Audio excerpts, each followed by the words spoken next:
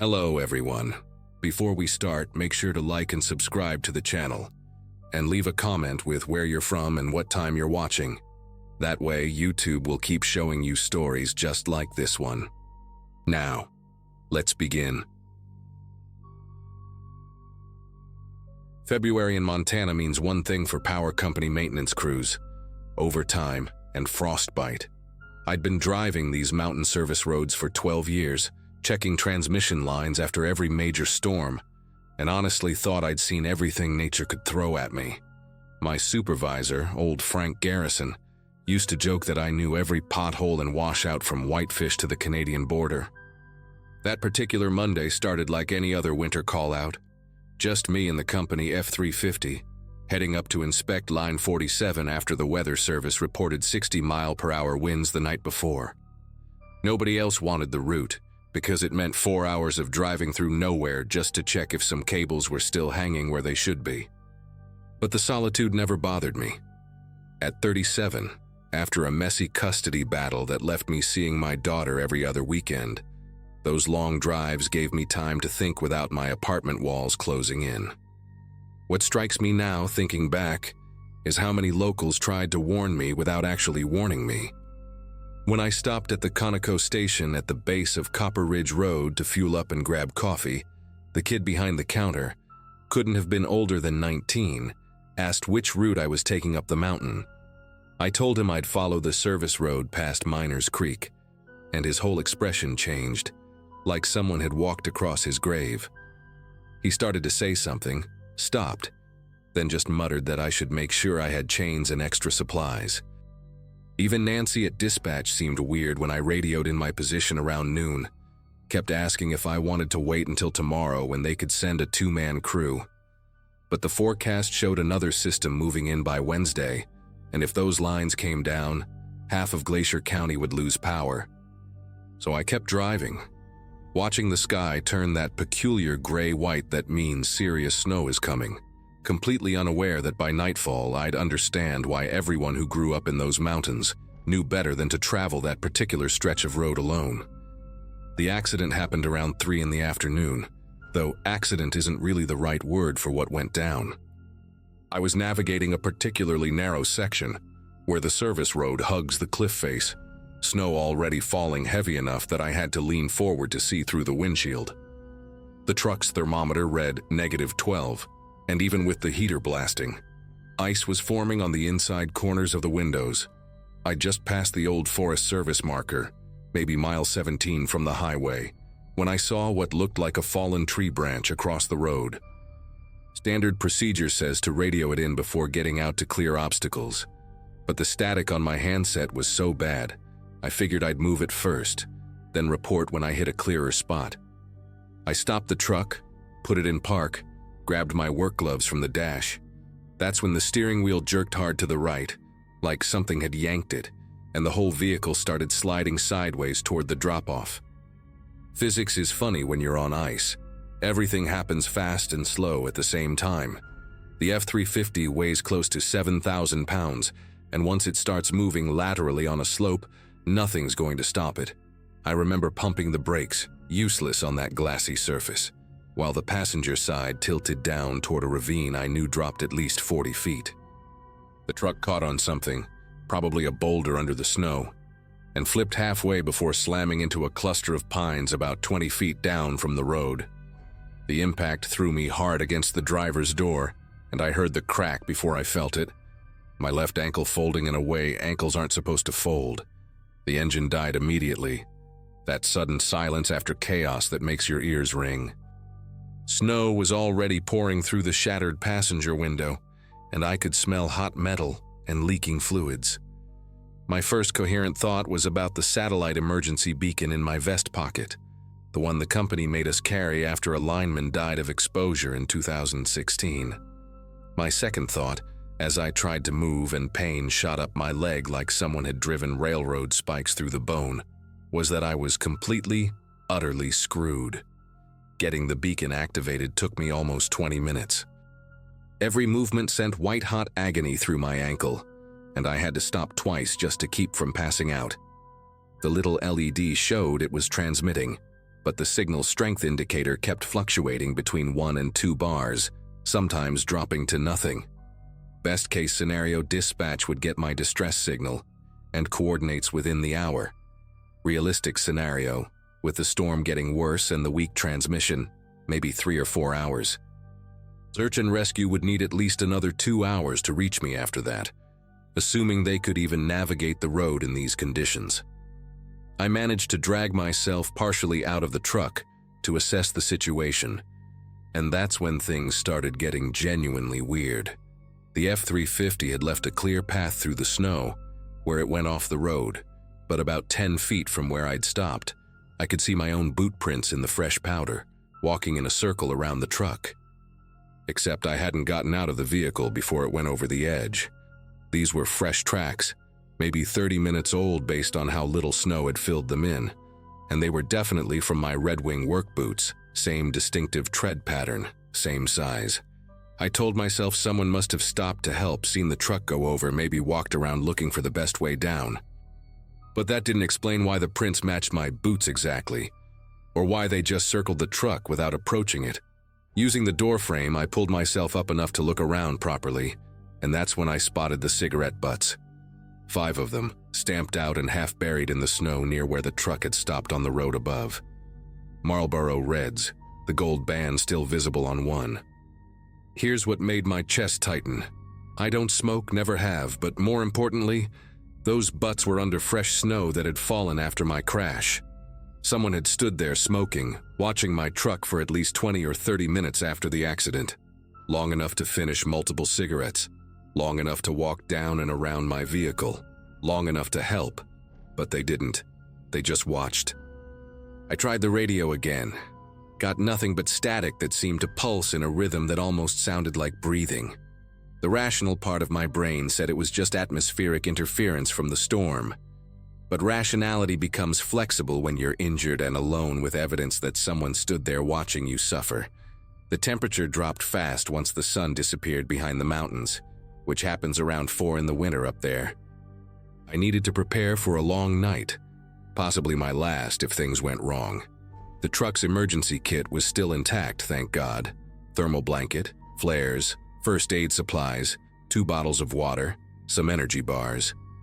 I managed to wrap my ankle using gauze and an instant cold pack, though the swelling was already so bad I couldn't get my boot off.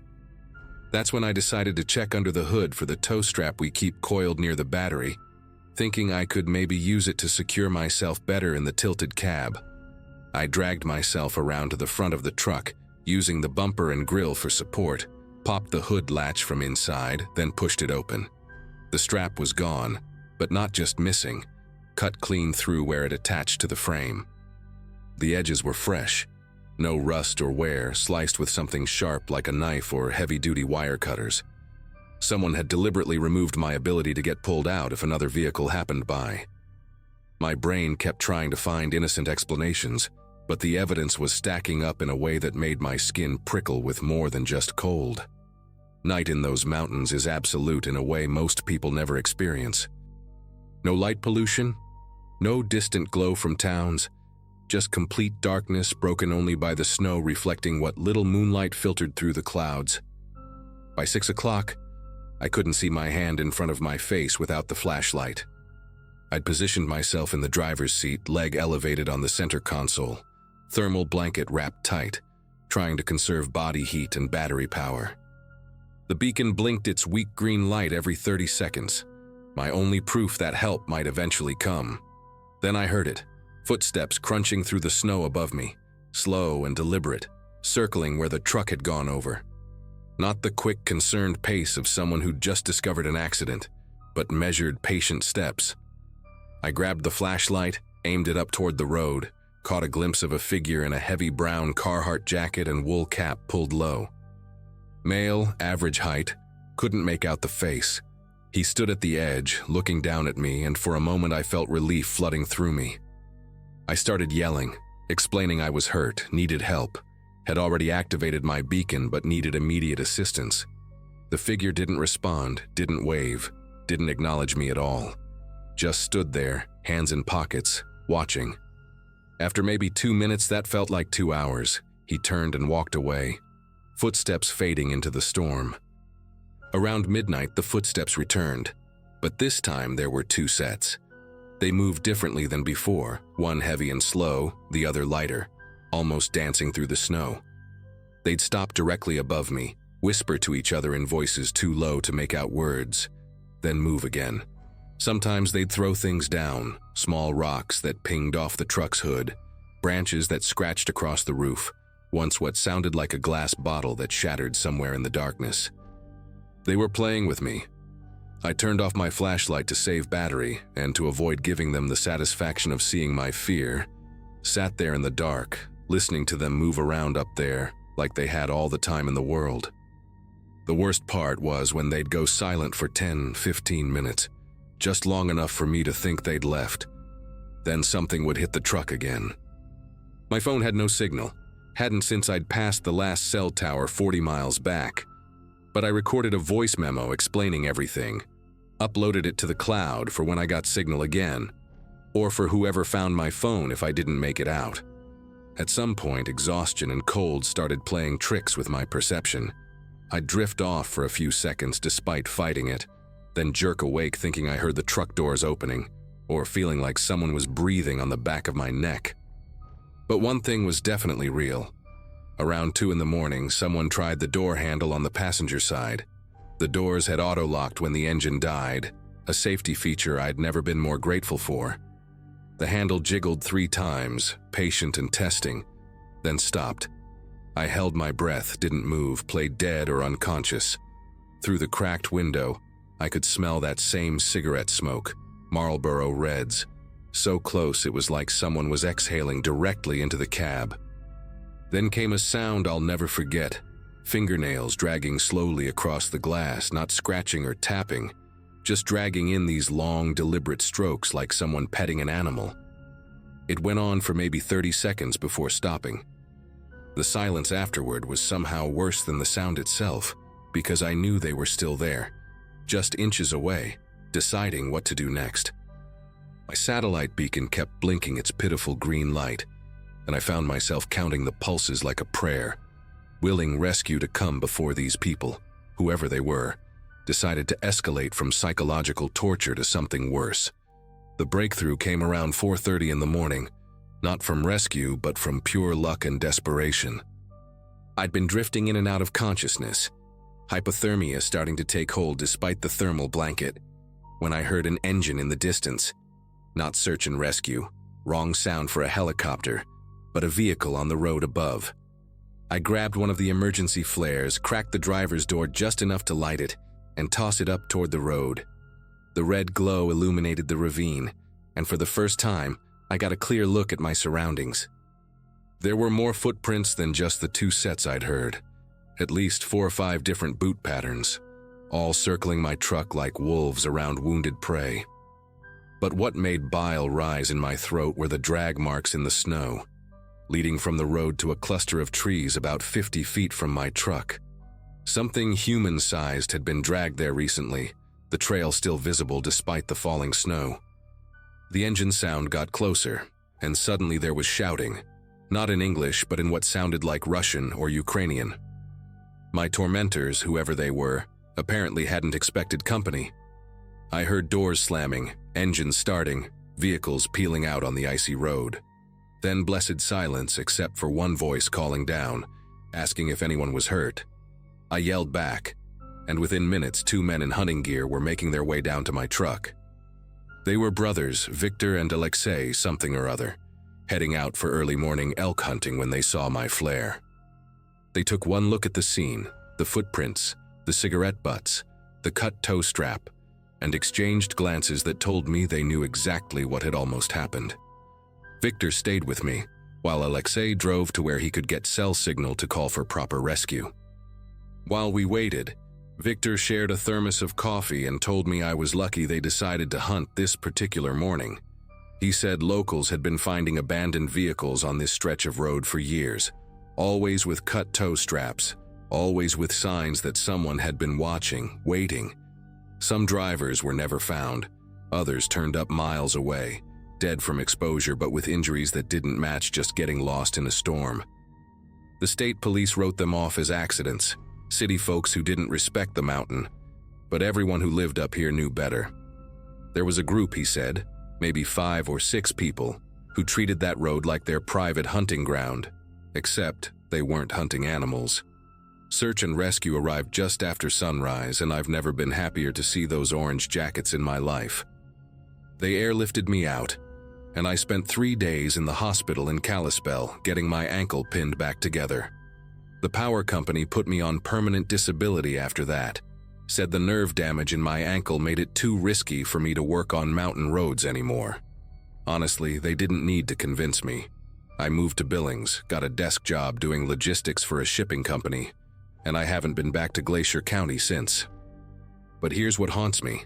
When the state police investigated, they found my truck right where I said it would be, found all the evidence I described, but claimed it was just locals messing with an accident scene after the fact. No investigation, no follow-up, case closed. Victor called me a few weeks later, said they found another abandoned truck on that same stretch of road. Brand new Ford Ranger, tow strap cut, same cigarette butts scattered around. The driver, a geology student from the university, was never found. His beacon had been deliberately damaged, antenna snapped off. Victor said the police didn't even send a detective this time, just filed it as another weather-related disappearance. He told me the locals have a name for that group, call them the Watchers, and everyone knows to travel that road in pairs or not at all. Nobody talks about it openly because half the police force has cousins or brothers-in-law who might be involved, and the other half just doesn't care what happens to outsiders. I still wake up sometimes thinking I hear fingernails on glass. That slow, patient dragging sound that means someone has all the time in the world and knows you don't. My therapist says it's PTSD, and maybe she's right, but I know what I know. There are people out there who've turned isolation into opportunity, who've figured out that the right stretch of remote road in a snowstorm is the perfect killing ground. They watch, they wait, they disable your vehicle, and then they enjoy the show while you slowly realize that your accident wasn't an accident at all. The scariest part isn't what they do, it's that they've been doing it for years, and nobody with the power to stop them wants to admit they exist. I check the Montana news sometimes, looking for stories about missing drivers near Glacier County. There's usually 2 or 3 every winter, always on remote roads, always in bad weather, always with their vehicles found damaged in ways that don't quite make sense. The articles never mention cut toe straps or cigarette butts or boot prints that shouldn't be there. But I know the truth, and now you do too. If you ever find yourself driving through northwest Montana in winter, and the locals start acting strange when you mention your route, listen to them. Turn around. Take the long way. Because the Watchers are still out there, and they're very, very patient.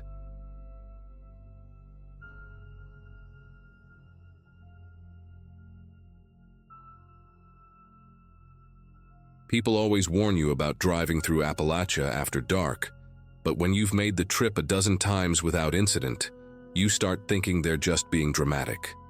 I'd been making quarterly runs from Charlotte to Cincinnati for my medical equipment sales territory since finishing college in 2012, and nothing worse than a speeding ticket had ever happened.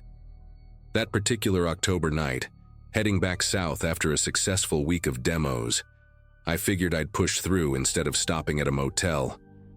My daughter's 3rd birthday party was the next morning, and I'd promised her I'd be there when she woke up. Around 11:30, just past the Virginia state line where the mountains get especially dark and cell towers become suggestions rather than guarantees, my front right tire exploded like a shotgun blast. The Ford Explorer jerked hard to the right, and I fought the wheel to keep from careening into the guardrail that separated me from a 100-foot drop into pure blackness. Gravel sprayed as I managed to ease onto the shoulder, heart hammering against my ribs while the ruined tire flopped its final death throes against the asphalt. When I finally stopped and killed the engine, the silence hit me harder than the blowout had. No traffic, no streetlights, just my hazard lights painting the rock face beside me in rhythmic orange pulses. I grabbed my phone from the cup holder and watched it search desperately for a signal that wasn't coming. The nearest town, according to the last sign I'd passed, was 17 miles behind me. I popped the trunk, grabbed the spare and the jack, and got to work by the light of my phone's flashlight, telling myself this was just another minor inconvenience in a long list of minor inconveniences that came with the territory. 20 minutes into wrestling with rusted lug nuts that hadn't been touched since the Explorer rolled off the assembly line, I heard the engine. Not the high whine of a sedan or the rumble of a semi, but the distinctive rattle of an older diesel pickup, the kind where you can hear each piston doing its job. The sound grew louder, echoing off the mountain walls, then began to slow. Relief washed through me as I stood up, wiping grease on my khakis, ready to flag down what I assumed would be a good Samaritan. But the truck didn't pull up beside me or even ahead of me. It stopped about 30 feet back, and then the headlights went dark. Just killed them completely, leaving only my hazards and the dim glow of my phone on the ground to fight against the mountain darkness. 2 doors opened and closed with deliberate precision, not slammed, just firmly shut like they were trying not to wake someone. My eyes strained to adjust, making out 2 shapes moving toward me in the pulsing orange light. One tall and lean, wearing what looked like a baseball cap. The other shorter but broader, built like someone who'd spent years hauling feed bags or working construction. Neither one called out a greeting, didn't ask if I needed help, didn't say a single word.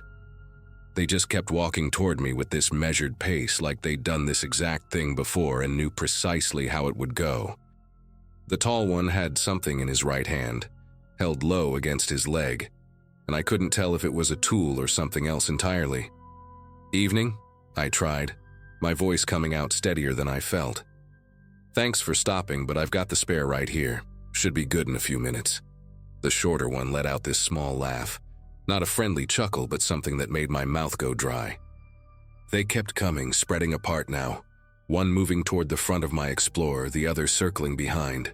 The tire iron was still in my hand from working on the lug nuts, and I found myself gripping it tighter, the cold metal suddenly feeling both reassuring and pathetically inadequate.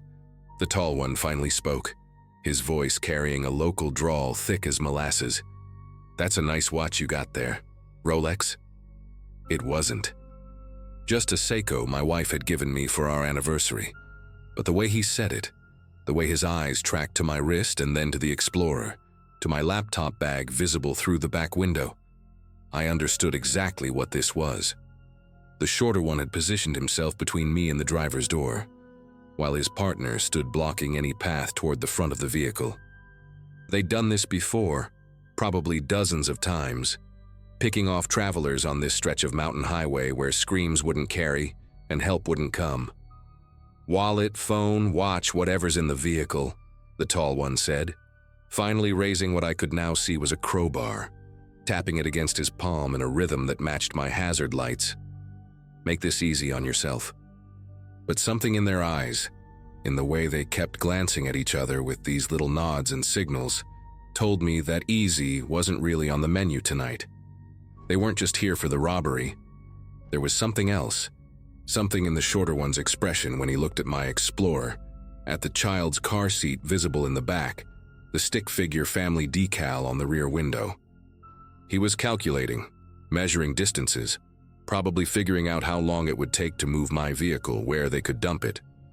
"Here's the thing," the shorter one said, pulling out what looked like a folding knife, letting it catch the orange light as he opened it with practiced ease.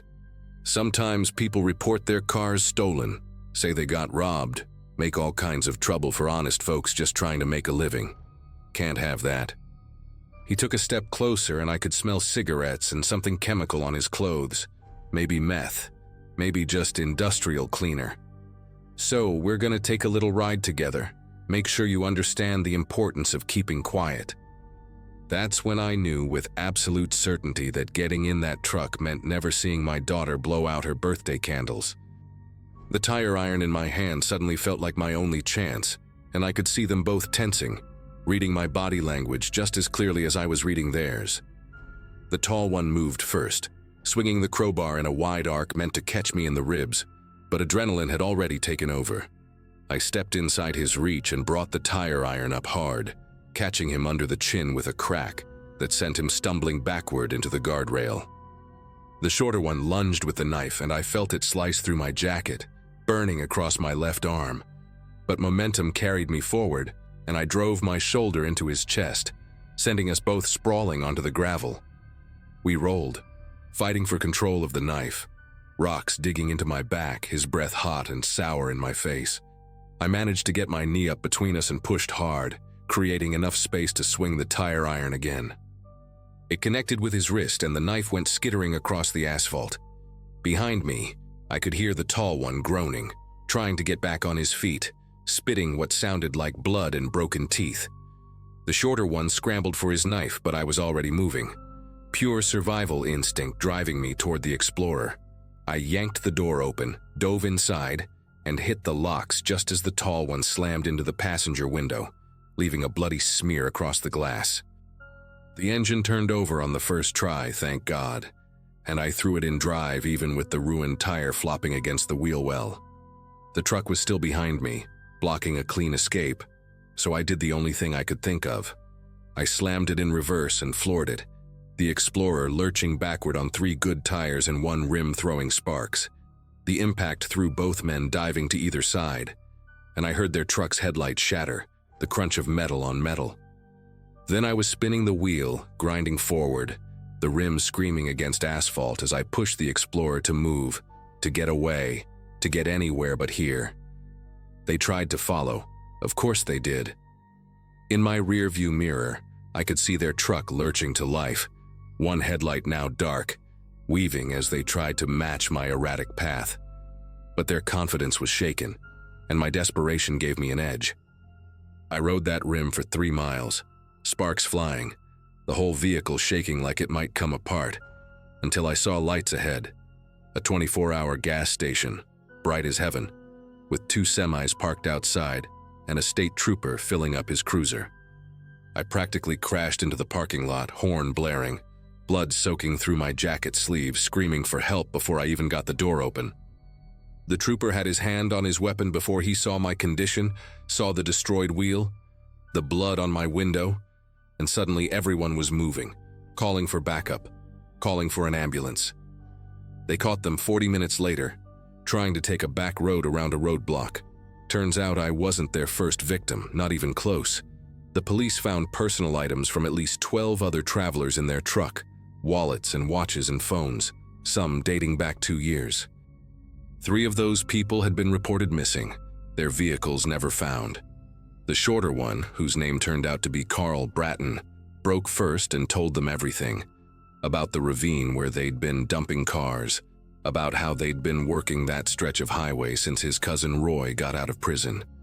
Roy, the tall one, needed reconstructive jaw surgery and faced charges that would keep him locked up for the rest of his life.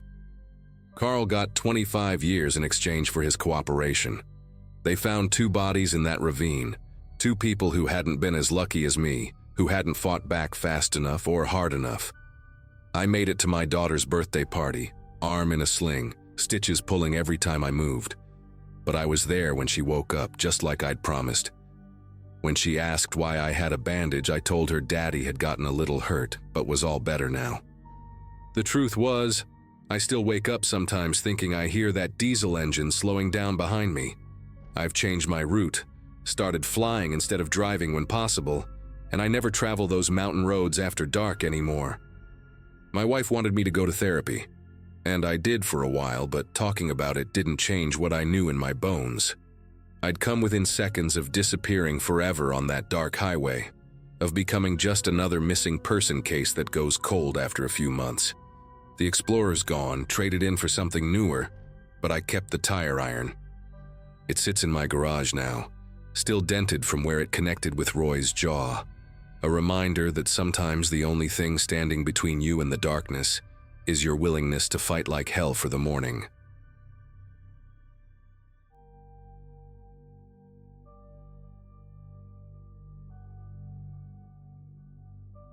Rain doesn't usually sound angry, but that afternoon in the mountains near Breckenridge, it was pounding my Subaru's windshield hard enough to crack glass. Early November, and I'd been driving back from a conference in Denver when I decided to take what Google Maps promised was a scenic shortcut. 26, and convinced I knew better than the locals who'd warned me about storm season, I'd laughed off their concerns about mountain weather. My phone had one bar of signal that kept flickering in and out. The engine wouldn't even try to turn over anymore, and the temperature gauge on my dashboard showed it was dropping fast outside. Steam started rising from under the hood, mixing with the rain until I couldn't see 10 feet ahead. When that beat-up Ford pickup pulled up behind me, hazards flashing through the gray curtain of water, I didn't hesitate to roll down my window. He had one of those faces that made you think of old photographs, weathered and somehow timeless. Maybe 40-something with deep-set eyes that caught the dashboard light in a way that made them look almost silver. Said his name was Glenn, worked maintenance for the county, and he'd seen too many folks get stuck on this stretch during storm season to just drive past. His voice had this quality to it, soft but clear, like he was used to talking to spooked animals or scared children. He helped me push the car further onto the shoulder, tied a bright orange flag to the antenna so other drivers would see it, and offered to drive me down to Millbrook, this little nothing of a town about 15 minutes further into the valley, where at least I could wait out the storm somewhere warm.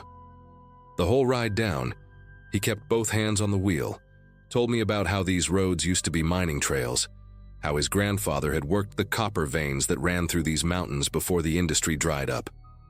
Millbrook consisted of maybe 12 buildings huddled together like they were trying to stay warm, most of them dark except for a general store with a flickering neon sign that read, "Provisions and Sundries," with half the letters burned out.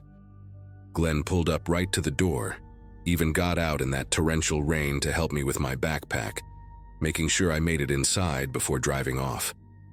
I wanted to thank him properly, maybe offer him gas money or something, but by the time I turned around after pushing through the door, his taillights were already disappearing into the storm. The store smelled like old coffee and wet wool, and behind the counter sat this woman with gray hair pulled back so tight it stretched her features, watching me like I'd just tracked mud across her clean floor, which I probably had. She introduced herself as Dolores, owned the place for 37 years, she said, and she had that way of talking where every statement sounded like an accusation. When I explained about my car and Glenn giving me a ride, her whole expression shifted, went from suspicious to something I couldn't quite read. She kept asking me to describe him again. What exactly did he look like? What exactly did he say? Even made me repeat the part about his grandfather and the copper mines twice. Then she got real quiet, started organizing things behind the counter that didn't need organizing, and finally said there wasn't anybody named Glenn working maintenance for the county. Hadn't been for years. The way she said it made all the warmth from the heated store suddenly feel insufficient. Before I could ask what she meant, the lights flickered and we heard this sound like thunder, except it kept going, kept building until the windows were rattling in their frames. Dolores grabbed a flashlight from under the counter, her knuckles white around it, and we both went to the window to look out. The rain had turned into something biblical, water rushing down the street like a river had decided to relocate, carrying branches and debris and things I couldn't identify in the dark. Then the real thunder came, and with the lightning flash I saw cars being pushed sideways down what used to be the main road, saw a whole tree floating past like driftwood. Dolores grabbed my arm hard enough to leave marks and pulled me away from the window, said we needed to get to the back room, get to higher ground, that this was worse than 1987 and that one killed 3 people. We spent 4 hours in that back room sitting on boxes of canned goods while the building groaned and water seeped under the door, rising inch by inch until it covered our shoes. Dolores had this battery-powered radio, and through the static we heard snippets about flash flood warnings, about roads washing out, about emergency services unable to reach the area until morning. Every time lightning lit up the small window, I could see her staring at me with this expression I couldn't interpret, like she was trying to solve a puzzle that scared her. Around midnight, when the water finally started receding and the rain eased to something merely torrential, she asked me again about Glenn, about whether I was absolutely certain that was the name he gave me.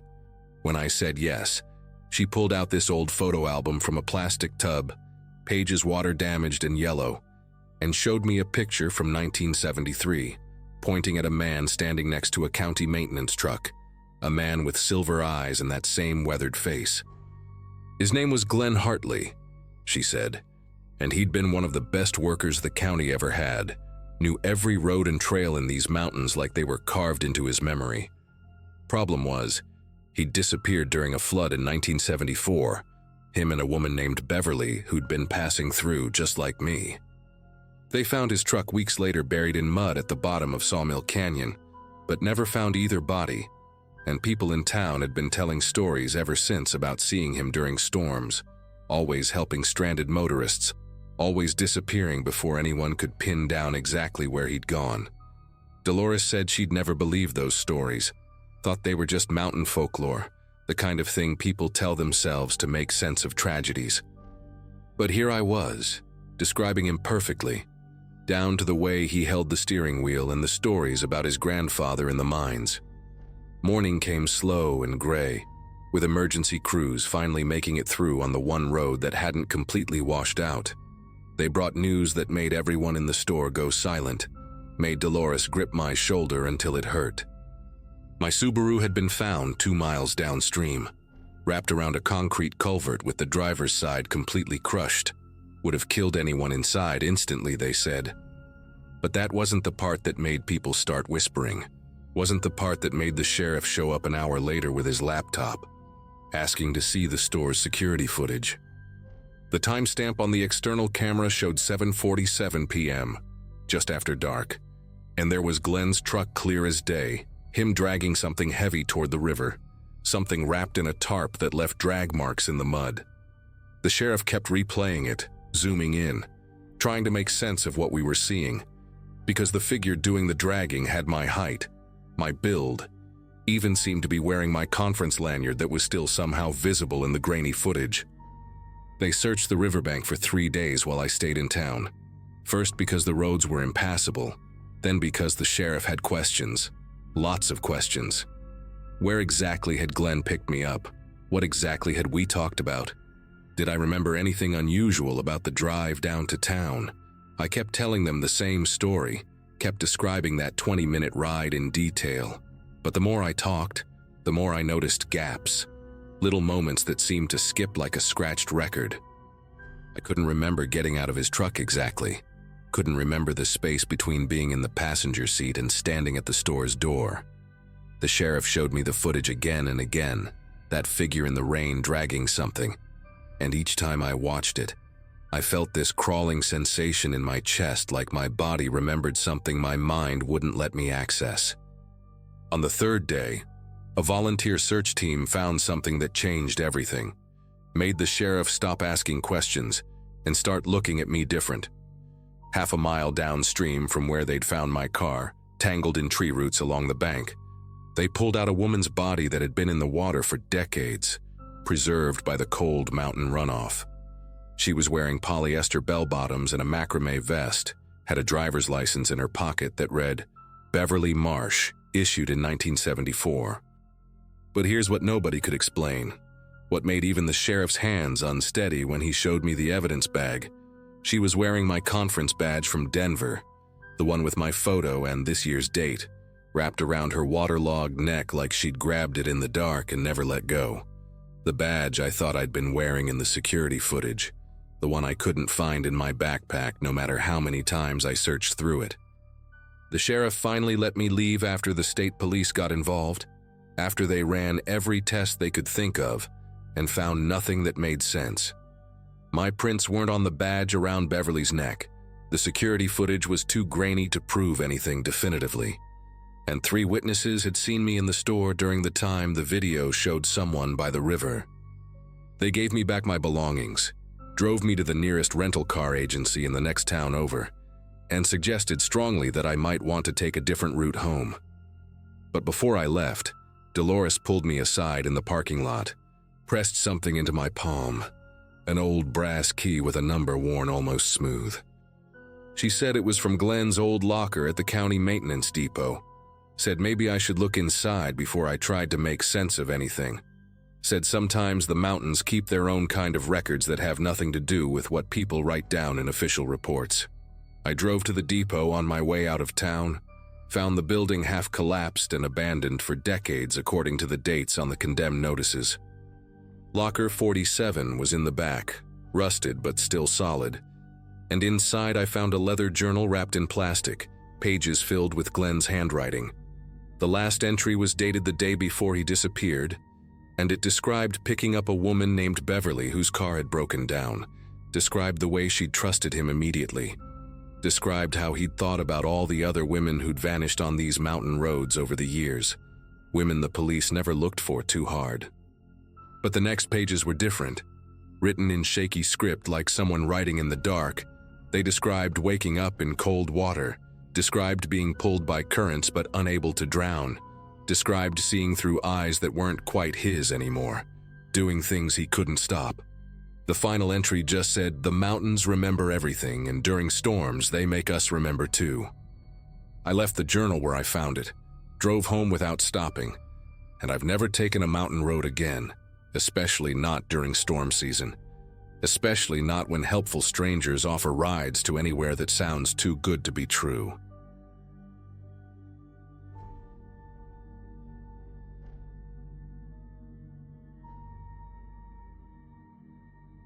College was supposed to prepare you for everything, but nobody tells you that 6 months after graduation, you'll be living in your childhood bedroom again, staring at the same posters you hung up in high school.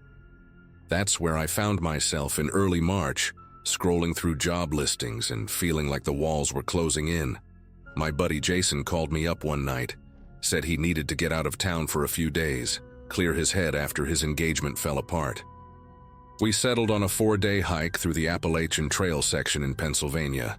Nothing too ambitious, just enough to feel like we were doing something with our lives. I packed my gear that same night, desperate for any excuse to escape the suffocating routine of failed interviews and my parents' worried glances. We started our hike on a Wednesday morning, the kind of crisp spring day that makes you believe everything might actually work out.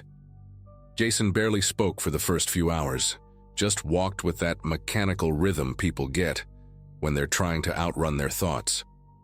Around noon, dark clouds started rolling in from the west, and by 3 o'clock, the temperature had dropped 20 degrees. Rain started as a drizzle, then turned into sheets of water that soaked through our rain gear within minutes. We were 8 miles from the nearest road, pushing forward on a narrow trail that had turned into a muddy stream. That's when we spotted the shelter through the trees, one of those 3-sided wooden structures the trail maintenance crews build for emergencies. We practically ran for it, our boots making sucking sounds with each step, grateful for any protection from the storm that was turning day into twilight. The shelter was basic but solid, maybe 12 feet deep with a wooden floor raised off the ground and a slanted roof that extended past the open front. Someone had carved initials and dates into the support beams going back decades, and there was a logbook in a plastic bag hanging from a nail. The place smelled like wet wood and something else, something sour that made me wrinkle my nose. Jason dropped his pack and started pulling out his sleeping bag, while I checked the corners with my headlamp, finding old spider webs and mouse droppings, but nothing too concerning. We strung up a clothesline and hung our soaked jackets, then sat on the wooden platform eating cold granola bars and watching the rain turn the trail into a river. By 6 o'clock, it was completely dark except for the occasional lightning flash that lit up the forest like a photograph. The temperature kept dropping, and we could see our breath forming clouds in the beam of our headlamps. Around 9, we decided to call it a night since there wasn't much else to do. I set up my sleeping bag on the left side of the shelter while Jason took the right, leaving a gap in the middle where we'd stacked our packs. The rain hammered on the tin roof with a sound like radio static, occasionally punctuated by thunder that seemed to shake the whole structure. I remember lying there in my sleeping bag, listening to the storm and thinking how different this was from my bedroom at home, how the darkness here had weight to it, pressed against the shelter from all sides. Jason was already snoring softly, that deep sleep that comes from emotional exhaustion. I pulled my sleeping bag up to my chin and closed my eyes, letting the white noise of the rain pull me under. Must have been around midnight when something woke me up. though at first I couldn't tell what it was through the fog of sleep and the constant drumming of rain overhead. Then I heard it again, cutting through the rain like it was meant to be heard. A dragging sound, slow and deliberate, like someone pulling a heavy sack across wet leaves. It started somewhere to the left of the shelter and moved steadily along the side wall, scraping and rustling with a rhythm that had nothing to do with wind or falling branches. I held my breath, every muscle in my body going rigid inside the sleeping bag. The dragging stopped right at the corner where the wall met the open front of the shelter, and for maybe 10 seconds there was just the rain. Then came footsteps, or what might have been footsteps, heavy and uneven, squelching in the mud just beyond where I could see. They moved along the front of the shelter, paused, moved again, like someone was examining the entrance. I wanted to wake Jason but couldn't make myself move, couldn't even turn my head to look at him. My heart was pounding so hard I was sure whatever was out there could hear it over the storm. The footsteps stopped directly in front of the shelter's opening. I could feel eyes on me, that primitive sensation that makes every hair on your body stand up. Lightning flashed, and for a split second I saw a shape, tall and wrong somehow, but the image burned out before my brain could process what I was looking at. Then came a sound that made my whole body go cold, a wet breathing, ragged and thick, like someone with fluid in their lungs trying to catch their breath. It went on for what felt like hours, but was probably only 30 seconds. This horrible wheezing just feet from where we lay. Something scraped against the wooden frame of the entrance, testing it, exploring the edges. Then, without warning, something slammed into the side wall with enough force to shake dust from the rafters. The whole shelter creaked and groaned. Another impact, this time lower, like someone throwing their shoulder against the boards. Jason jerked awake with a gasp, his headlamp clicking on and swinging wildly around the shelter. "What the hell was that?" he whispered, his voice cracking. Before I could answer, we heard the dragging sound again, this time moving around to the back wall. Jason grabbed his knife from his pack, a folding blade maybe 4 inches long that looked pathetically small in his shaking hand. We sat there in our sleeping bags, backs pressed against the wall, listening to whatever it was circle the shelter. The scraping sounds moved up the back wall, like someone running their fingers along the wood, searching for weak spots. Then came a different noise, metal on wood, rhythmic and deliberate, prying sounds. Something was working at the boards near the corner, trying to create an opening. We could hear wood splintering, nails groaning under pressure. I grabbed my hiking pole and extended it, holding it like a spear, knowing how useless it would be but needing something in my hands. The prying continued for maybe 5 minutes, patient and methodical, while we sat there barely breathing, waiting for boards to give way. Then everything stopped. No footsteps, no breathing, no scraping. Just rain and our own panicked heartbeats. We stayed frozen like that for another hour, maybe 2, taking turns keeping watch while the other pretended to rest. Neither of us actually slept. Every sound made us jump. Every shadow that moved with the lightning had us gripping our pathetic weapons tighter. When the first gray light of dawn finally filtered through the rain, we could see the damage on the shelter's entrance frame. Deep gouges in the wood, fresh and raw, following the edge where a door would have been if the shelter had one. Splinters hung like teeth from the marks. Jason stood up first, moving carefully to the entrance and peering out into the misty morning. The rain had softened to a drizzle, and we could see maybe 20 feet into the forest. That's when he pointed to something in the mud about 10 feet from the shelter. A backpack torn nearly in half, its contents scattered and soaked. It was bright blue, practically new looking except for the damage. Definitely not something that had been sitting out there for weeks. We packed our gear in record time, neither of us saying what we were both thinking. Jason picked up the torn backpack with a stick, and we could see a name written in marker on the inside flap, Kevin Hartwell. There was a wallet in the side pocket, somehow still intact, with a Pennsylvania driver's license showing a guy who looked about our age, smiling in that awkward DMV way. The photo was dated just 2 months ago. We found more of his stuff scattered in widening circles around the shelter. A water bottle with teeth marks that went clean through the plastic, shreds of what might have been a tent, a boot with the laces still tied. The other boot was nowhere to be found. Jason took photos of everything with his phone, his hands trembling so bad most of them came out blurry. We debated calling for help right then, but we had no signal, and honestly, we just wanted to get away from that place as fast as possible. The trail back was a muddy nightmare, but we practically jogged through it, looking behind us every few seconds, jumping at every snapped twig. It took us 4 hours to reach the parking area where we'd left Jason's car, about half the time it had taken us to hike in. We drove straight to the ranger station in town, our clothes still soaked and covered in mud. The ranger, an older woman with gray hair pulled back in a ponytail, listened to our story with an expression that went from skeptical to concerned as Jason showed her the photos. She made us write out statements while she called it in, and within an hour there were 2 state police cars in the parking lot. They found Kevin Hartwell 3 days later, about a mile from the shelter. I won't describe what condition he was in because, honestly, they didn't tell us much. Just that he'd been out there for at least a week. The official report said he'd gotten lost during the storm and died of exposure, that animals had done the rest.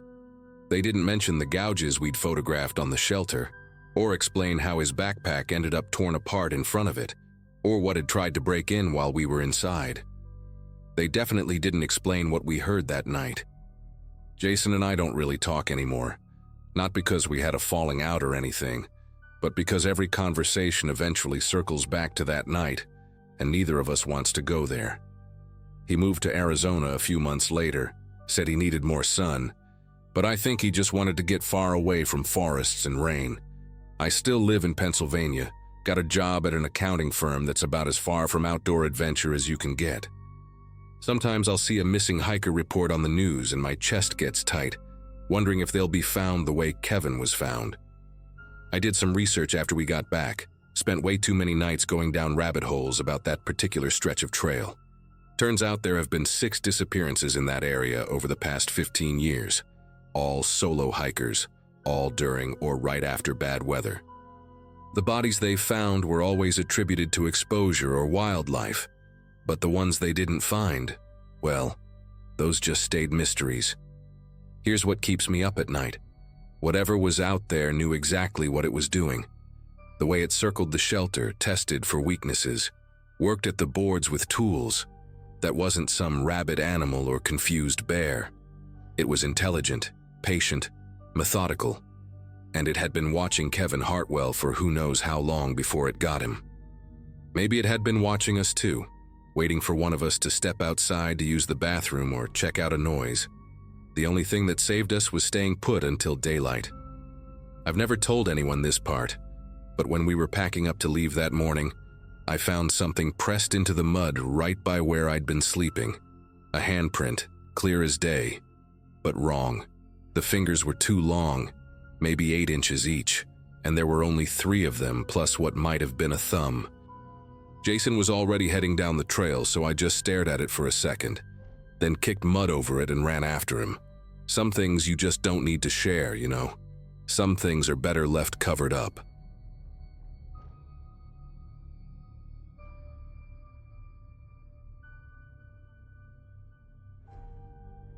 The solitude was exactly what I needed. After defending my master's thesis on alpine lichen populations that May, I'd been crashing between university housing and my sister's cramped studio in Portland, sending out PhD applications and feeling like my life had stalled completely. When the Forest Service posted an opening for a week-long data collection assignment at the Cascade Ridge Monitoring Station, I didn't hesitate. The pay was garbage, but it came with field experience hours and a recommendation letter I desperately needed for my applications. More importantly, 7 days alone in the mountains sounded like absolute heaven compared to Emily's snoring and her boyfriend's gaming marathons that lasted until dawn. I loaded my Subaru on a Wednesday afternoon, drove 6 hours northeast into the Cascades, and felt something tight in my chest finally loosen when I reached the trailhead parking lot. Empty except for a rusted pickup that looked like it had been there since the Clinton administration. The hike up took most of Thursday, my pack crammed with sample jars, a week's worth of freeze-dried meals, 2 novels I'd been meaning to read, and probably too much camera gear. The station sat in a small clearing at 7,200 feet. Nothing fancy, just a weathered plywood cabin about 12 by 12 with a corrugated metal roof.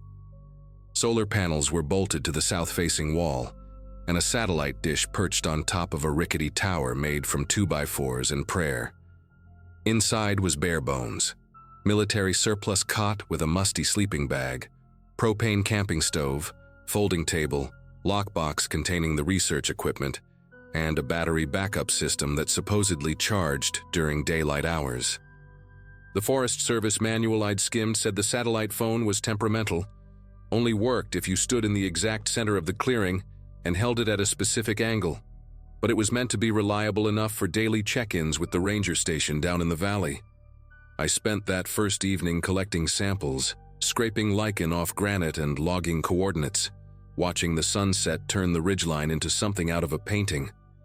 That night I slept harder than I had in months, the kind of unconscious, dreamless sleep that only comes when the nearest person is over 20 miles away, and there's nothing but wilderness between you and them.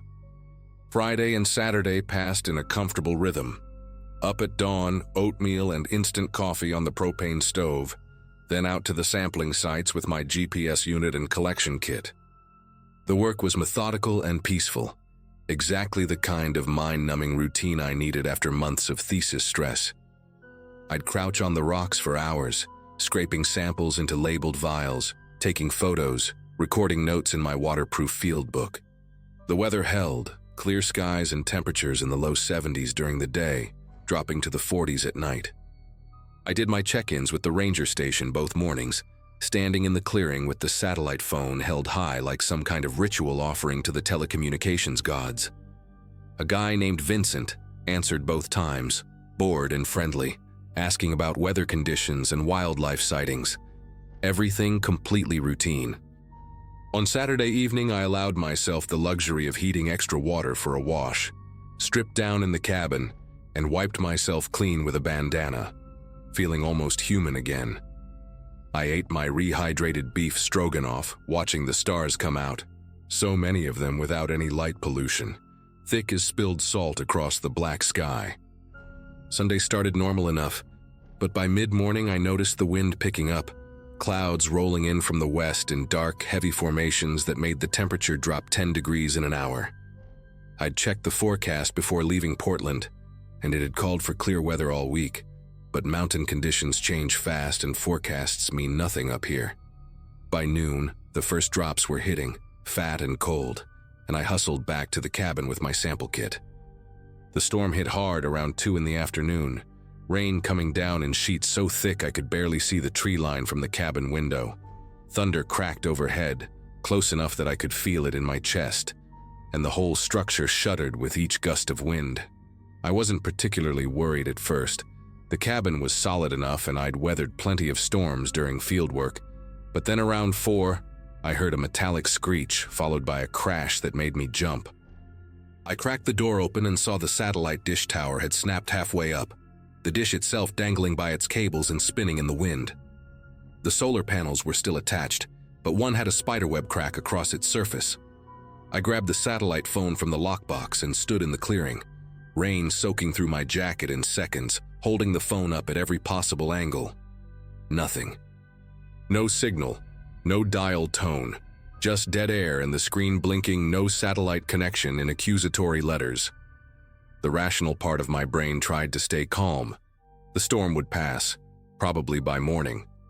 Vincent would notice when I missed my Monday check-in and send someone up the trail to investigate. Standard protocol. I had enough food for the rest of the week if I was careful. Plenty of water from the creek nearby, and the propane stove still worked fine. The solar panels were damaged, but the battery backup showed half charge, enough to keep my headlamp and phone powered for days if I was conservative. I went back inside, peeled off my soaked jacket, and tried to focus on my field notes, updating my sample logs by the light of my headlamp as the storm raged outside. But as evening crept in and the cabin grew darker, that rational voice got quieter. I kept thinking about the hike out, 23 miles of narrow trail that crossed 2 ridgelines, and a creek that was probably raging by now with all this rain. Even if the storm cleared, the trail would be a muddy disaster, potentially washed out in sections, and nobody knew I was in trouble yet. Nobody would know until Monday morning at the earliest, and even then, how long would it take them to organize a hike up here to check on me? Monday came with clear skies and an eerie silence, like the mountain was holding its breath. I did my morning routine on autopilot, rationing my oatmeal to make it last longer, boiling creek water since I'd burned through half my purified supply. The battery backup was down to 20%. Tried the satellite phone again, same result, and spent an hour in the clearing turning in slow circles with it held overhead like an idiot, hoping for even a flicker of signal. Nothing. The cracked solar panel was definitely dead, the other one still seemed functional, but the overcast sky meant it was barely charging anything. I busied myself with sample collection, trying to stick to the research schedule, but my mind kept wandering to logistics. If Vincent sent someone up, earliest they could arrive would be Tuesday afternoon, maybe Wednesday if they waited to see if I'd just missed one check-in. I had 4 freeze-dried meals left, maybe 5 if I stretched portions. The propane canister was half full. Water wasn't a problem as long as the creek kept running. I could make it work. I had to make it work. That evening I stood outside the cabin as the sun set, watching shadows stretch across the valley, and for the first time since arriving I felt the weight of how alone I actually was up here. Not peaceful alone, but vulnerable alone. The kind that makes you aware of every sound and movement in the darkening woods.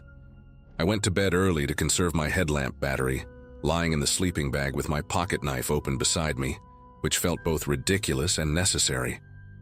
Sleep came in fits and starts, my brain refusing to shut down completely, cycling through worst-case scenarios and probability calculations. Around what must have been 11 or midnight, I was in that shallow half-sleep state when I heard it. An engine. Distant at first, then growing louder, the distinct rumble of a vehicle grinding up a rough road. My eyes snapped open and I lay there perfectly still, heart hammering, trying to make sense of what I was hearing. There was no road up here, not really. Just that old logging track that branched off the main trail about 2 miles down, overgrown and barely passable. I'd seen it on the map, but the Forest Service manual specifically said it was closed, impassable without a high-clearance 4-wheel drive. And even then it was discouraged because of erosion issues. But someone was driving it. The engine sound grew closer, then stopped abruptly, maybe a quarter-mile away based on how the sound carried in the thin mountain air. I waited for voices, for doors slamming, for any indication of who it was or why they were here. Silence. Just the wind moving through the pines and my own breathing, too fast and shallow. I should have gotten up, should have grabbed my headlamp and gone to investigate, called out to whoever it was. Maybe it was a ranger coming to check on me, or another researcher, or some local who knew the back roads and had legitimate business up here. But something kept me pinned to that cot, some animal instinct that said, stay quiet, stay hidden, wait. Minutes stretched out like hours. I heard nothing else, no footsteps, no voices, no engines starting back up. Eventually, exhaustion dragged me under into a fitful, anxious sleep, the kind where you're not sure if you're dreaming or awake. When I opened my eyes again, it was dawn, gray light filtering through the cabin's single window. And for a moment I thought maybe I'd imagined the whole thing, some stress-induced auditory hallucination brought on by isolation and worry. Then I sat up and saw that the cabin door was open. Not wide open, just cracked about 6 inches, letting in a cold draft.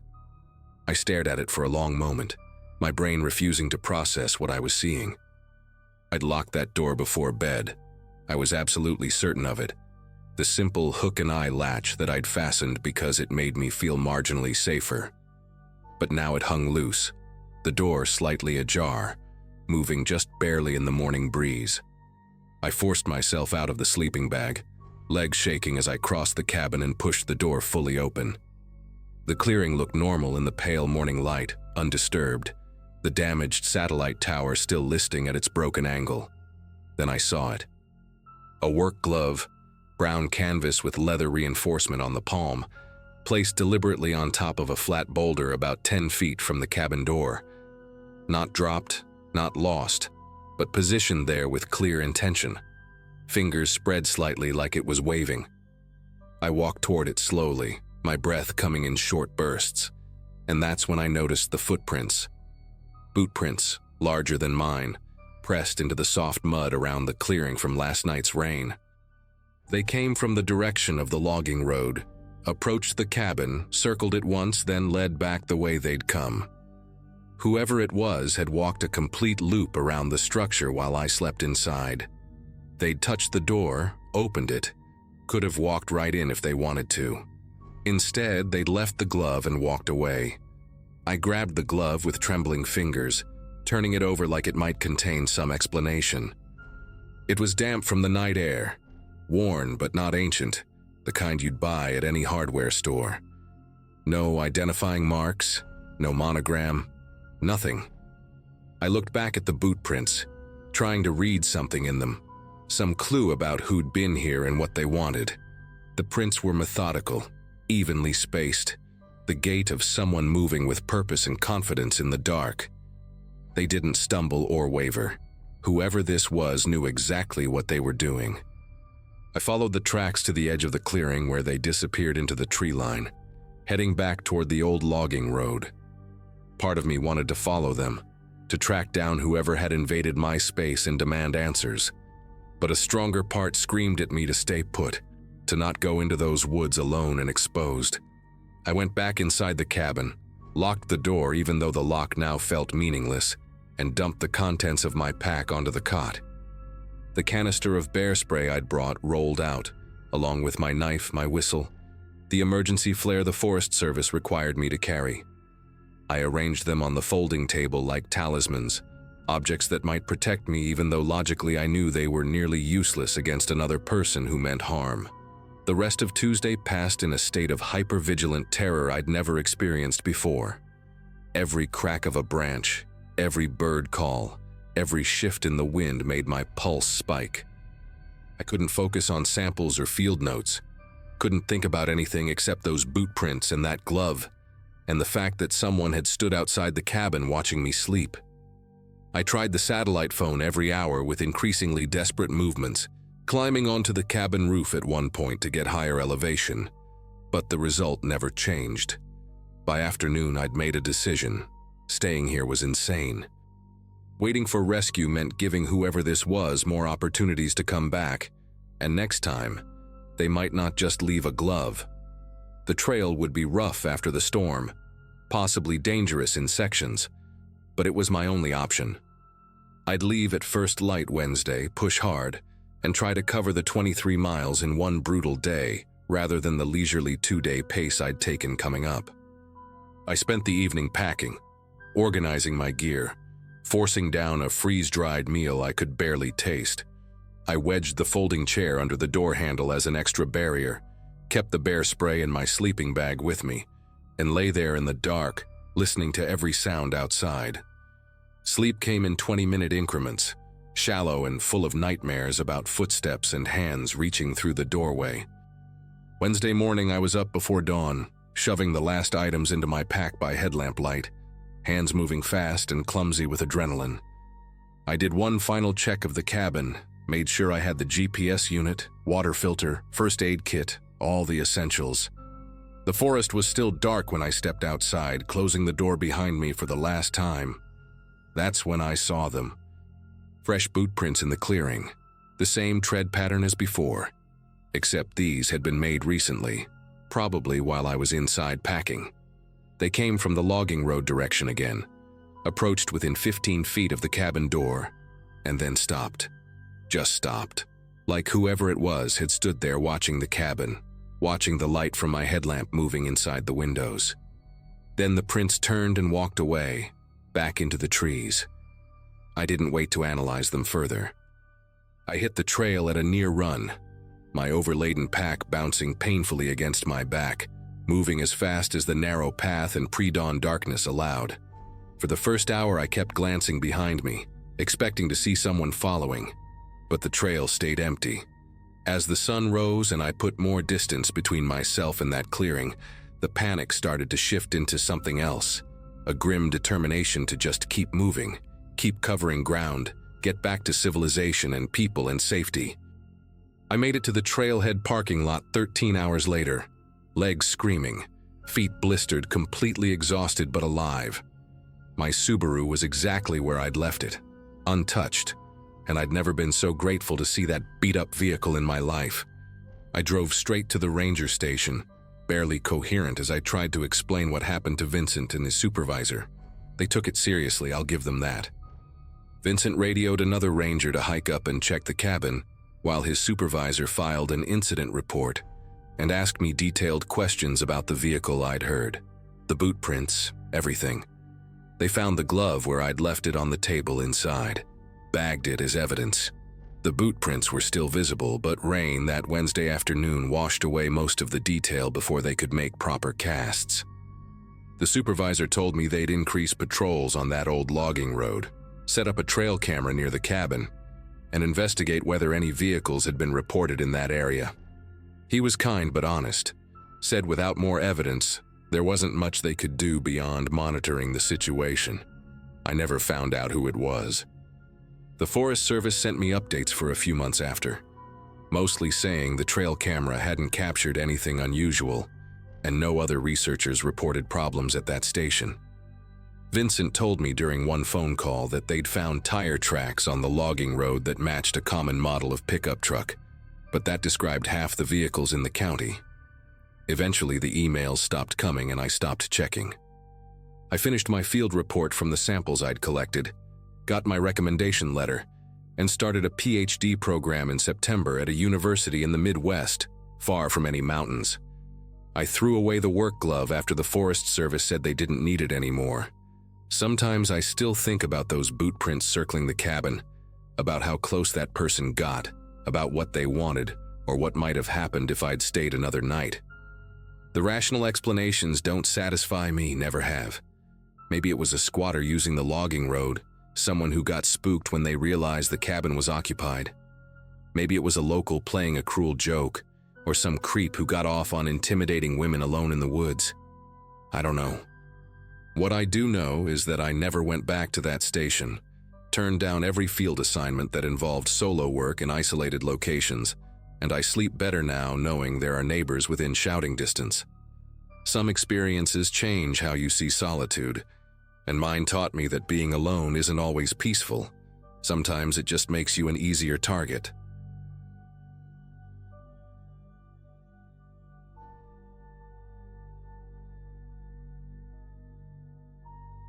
Driving long-haul trucks wasn't what I imagined myself doing when I turned 33, but after the divorce papers were signed in 2017, I needed something that would keep me moving.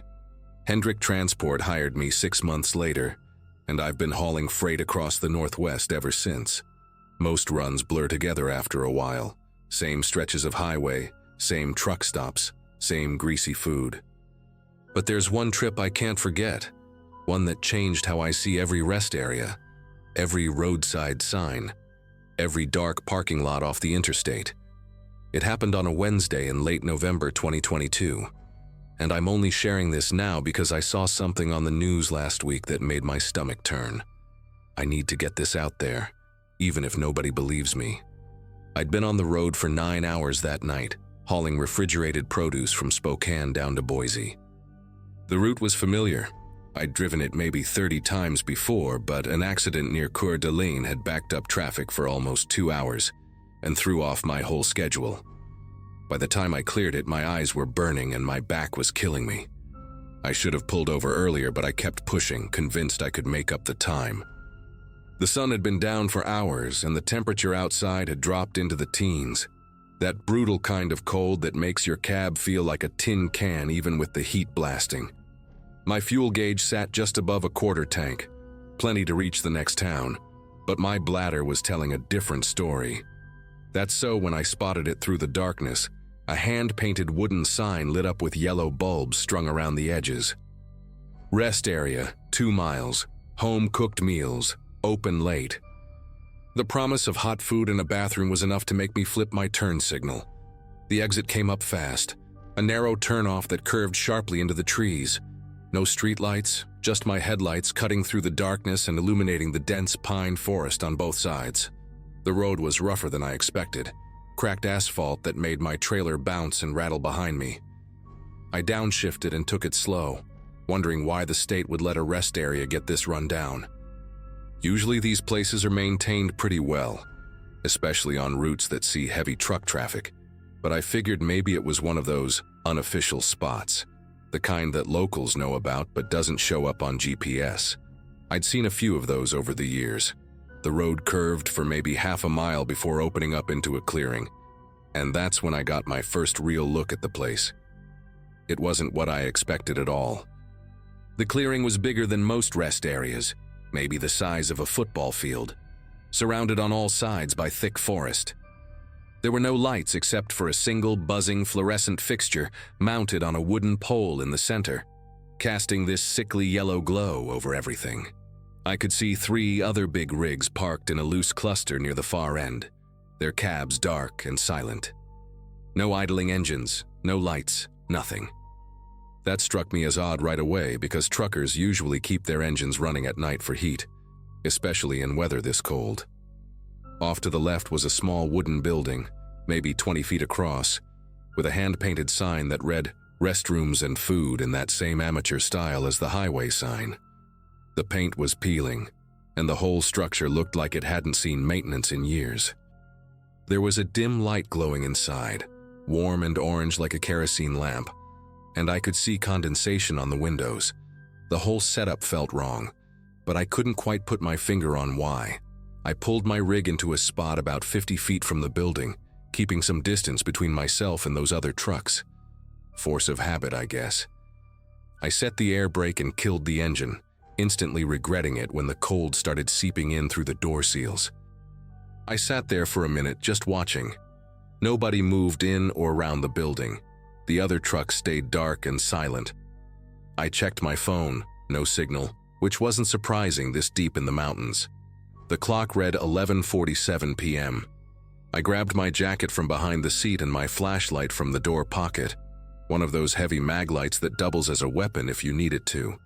The cold hit me like a wall when I opened the door, that sharp mountain air that stings your lungs. My boots crunched on gravel mixed with patches of frozen snow as I walked toward the building. The fluorescent pole light buzzed louder as I got closer, flickering every few seconds.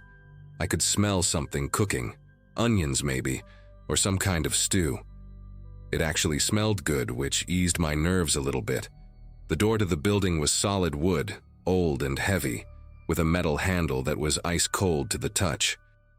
I pulled it open and stepped inside, grateful for the warmth that hit my face. The interior was one room, maybe 15 by 20 feet, with a counter along the back wall and 4 small tables with mismatched chairs scattered around. An older woman stood behind the counter, maybe 60 or 65, with gray hair pulled back in a loose bun. She wore a floral apron over a thick sweater and was stirring something in a large pot on a camping stove. She looked up when I entered and gave me a smile that didn't quite reach her eyes. "Evening, hun," she said, her voice gravelly like a lifetime smoker. "Cold one tonight. You hungry?" I nodded and approached the counter, noticing that the restroom door in the corner had a padlock on it. "Bathroom's out of order," she said quickly, following my gaze. "Pipes burst last week. There's an outhouse around back if you need it." That didn't make sense. If the pipes burst, why was she cooking with water? But I was too tired to question it. I asked what she had to eat and she gestured to the pot. "Beef stew. Made it fresh this afternoon. $8 for a bowl and some bread." The price was reasonable and my stomach was growling, so I pulled out my wallet. That's when I heard it. A sharp metallic sound from outside, like a chain being dragged across gravel. The woman's eyes flickered toward the window behind me for just a split second, before she looked back down at her pot. "That'll be cash only," she said, her voice a little tighter now. I handed her a 10 and she made change from a cigar box under the counter, her movements quick and mechanical. As she ladled stew into a foam bowl, I turned to glance out the window. What I saw made my appetite vanish instantly. Two men had appeared near my truck, both wearing dark jackets and baseball caps pulled low. One was walking around my rig, shining a flashlight into the cab windows.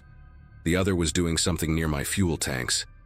I couldn't see clearly through the dirty window, but the way they moved, coordinated and deliberate, sent alarm bells screaming in my head. "Those guys friends of yours?" I asked, trying to keep my voice casual. The woman didn't look up. "Don't know what you mean, hun. Here's your stew." I didn't take the bowl. My brain was working overtime now, piecing things together. The dark trucks with no engines running, the locked bathroom, this woman alone in the middle of nowhere, the way she kept glancing at the door. "Actually, I need to use that outhouse first," I said, backing toward the exit. She finally looked at me, and this time there was something calculating in her expression, like she was deciding something. "Might want to eat while it's hot," she said, but I was already pushing through the door. The cold air hit me again, but I barely noticed. I walked quickly toward my truck, my hand gripping the maglite tight. The two men had moved. They were now standing near the other parked rigs, and as I got closer, I could see three more figures emerging from behind the trailers. All men, all dressed in dark clothes, all watching me. My rig was about 40 feet away. The exit road was another 100 feet beyond that, and I could see now that someone had parked the old pickup truck sideways across it, blocking the way out. My heart was hammering, but I kept walking, trying to look calm. One of the men started moving toward me, casual at first, then faster. I didn't run. Running would have sealed it. Instead, I picked up my pace just enough to reach my cab door before he closed the distance. I yanked it open and hauled myself up in one motion, slamming the door and hitting the lock. The man reached my truck 2 seconds later, grabbing the handle and pulling hard.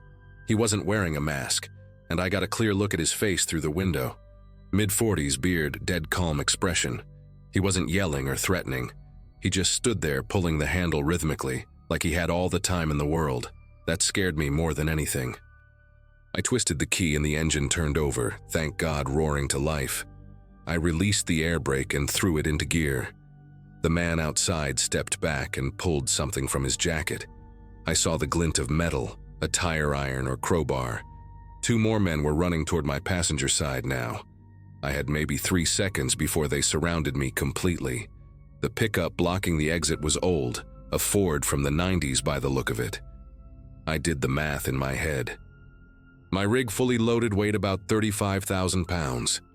That truck weighed maybe 4,000. I gunned the engine and aimed straight for it, no hesitation. The men scattered as I picked up speed, 20 miles per hour, then 30. I heard shouting behind me and something metal clanged off my trailer. The pickup grew larger in my headlights. At the last second, I saw someone in the driver's seat scramble out and dive clear. Then I hit it. The impact jolted through my entire body, my seatbelt cutting hard across my chest. The truck's rear end lifted and spun sideways with a screech of tearing metal. My rig bucked and shuddered but kept moving, pushing through. The pickup's bed crumpled like tinfoil, and then I was past it, accelerating hard down the exit road. My mirrors showed chaos behind me. Men running, flashlight beams swinging wildly, someone throwing something that bounced off my doors. Then the trees closed in and they disappeared from view. I drove like hell for 20 minutes straight, not slowing down until I hit the main highway and saw other traffic. My whole body was shaking, adrenaline making my vision swim. I pulled into the first legitimate truck stop I found, a Flying J just outside Lewiston, and parked under the brightest lights I could find. I sat there for a good 10 minutes just breathing, checking my mirrors every few seconds. Then I called 911.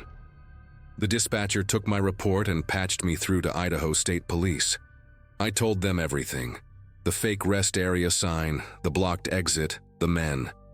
They said they'd send units to investigate and took down my information. A trooper called me back 3 hours later while I was still parked at the Flying J, too wired to sleep. He said they'd found the location. The building was abandoned, no woman inside, no camping stove, nothing. Just an empty room with trash on the floor. The pickup I'd rammed was gone. No other trucks in the clearing. He said it looked like someone had swept the gravel to hide tire tracks. They found the fake sign, though, already torn down and tossed in the ditch. The trooper told me to file a formal report when I got to Boise, which I did. For weeks I heard nothing. Then, in January, about 6 weeks after it happened, a detective called me. He said they'd connected my incident to a string of disappearances along that corridor. Truckers who'd gone missing over the past 2 years. 4 confirmed cases, maybe more. All independent drivers, the kind without dispatch tracking their every move. They'd found one of the missing trucks stripped and abandoned near the Canadian border. The detective said my report had finally given them enough to start piecing it together.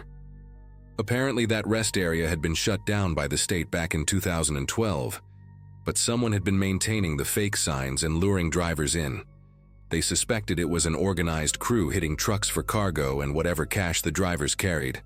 And based on the disappearances, they weren't leaving witnesses. The investigation is still ongoing.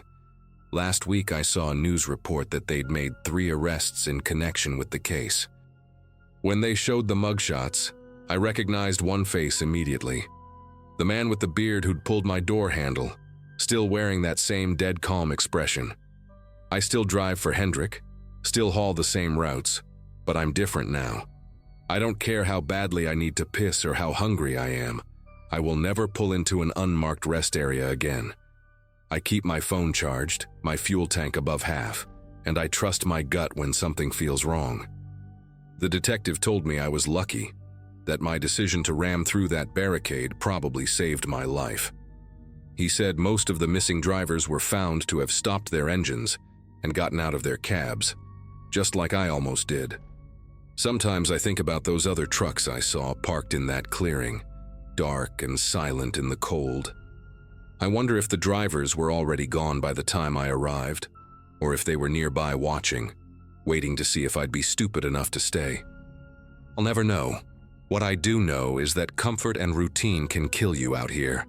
That hand-painted sign looked harmless, almost charming. The woman seemed like somebody's grandmother, but that's exactly how they wanted it to look. I'm sharing this because I want every driver out there to know that this stuff is real. It's not an urban legend or some campfire story. There are people who see trucks as moving ATMs full of cargo and cash, and they're willing to do whatever it takes. Pay attention to the details, trust your instincts, and if something feels even slightly wrong, get the hell out. Those extra miles to a real truck stop might save your life.